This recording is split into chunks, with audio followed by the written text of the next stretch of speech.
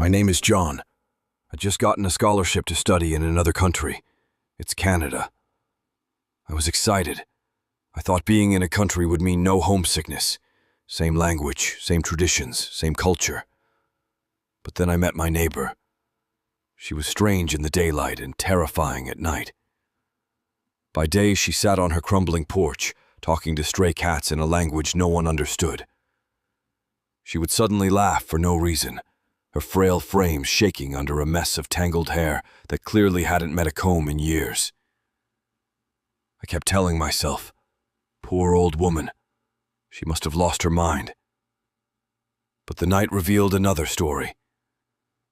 At midnight, a low humming leaked from her house, rising slowly into something like funeral chants. Then came the banging, sharp, angry knocks against her walls, as if something inside was trying to break free. One night I gathered my courage and peeked through my window. She was in her backyard, under the pale moonlight, wearing a white dress stained with ash. She spun slowly in circles, muttering words that made my blood freeze. Suddenly she stopped, lifted her head, and looked straight at my window. Her smile. It wasn't human.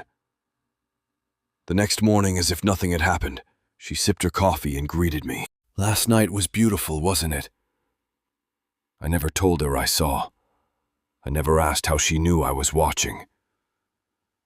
That week, I set up a security camera facing her door.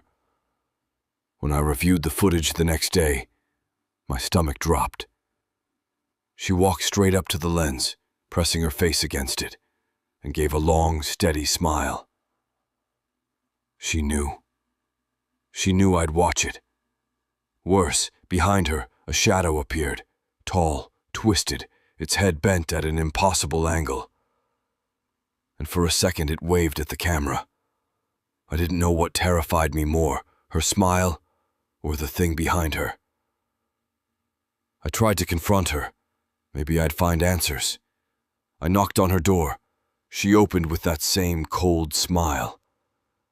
"Why did you come so close to my camera last night?" I asked.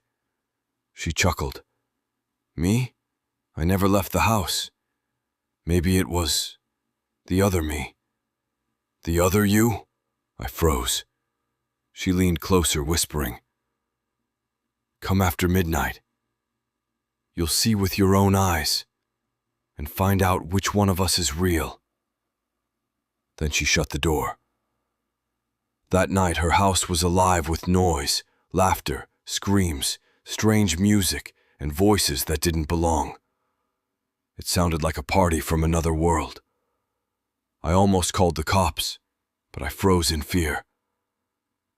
Minutes later, flashing lights filled the street. The police had arrived. Relief washed over me.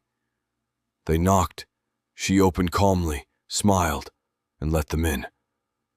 The noise stopped instantly. After a short while, the officers came out laughing. "False call. The house is empty." Empty?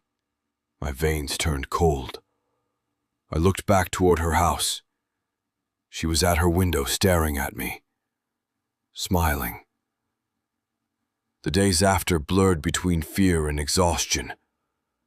She left strange black boxes at my door, whispered threats about the full moon, and promised our meeting. One night I woke up to the sound of furniture dragging across the floor. My chest tightened. Laughter followed. A voice whispered, "I told you, our time is the full moon." I tried to convince myself it was all nightmares, until my friend Mark came over. He didn't believe me until he stayed a night. That night he didn't sleep. The walls vibrated with chants, animal cries, and something scratching at the floor beneath us. The next day Mark said, "These people, they're not just some cult. She's not just a witch. This is deeper." We went to the police together. I described everything, even the hidden passage in her kitchen, disguised as an old cabinet. The officer's face darkened.